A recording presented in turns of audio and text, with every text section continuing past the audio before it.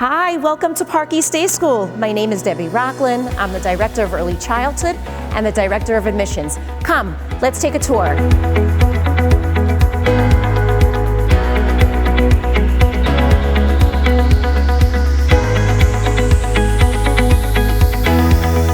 Park East is not only an academic institution, it's an institution that exudes warmth of Yiddishkeit, of Jewish values. It embodies all of the sentiments that range from emotional, social connection and fostering an environment that transforms little lives into really quite remarkable young adults. The goal of Park East is to make the world a better place, one student at a time. We begin with Taste of School.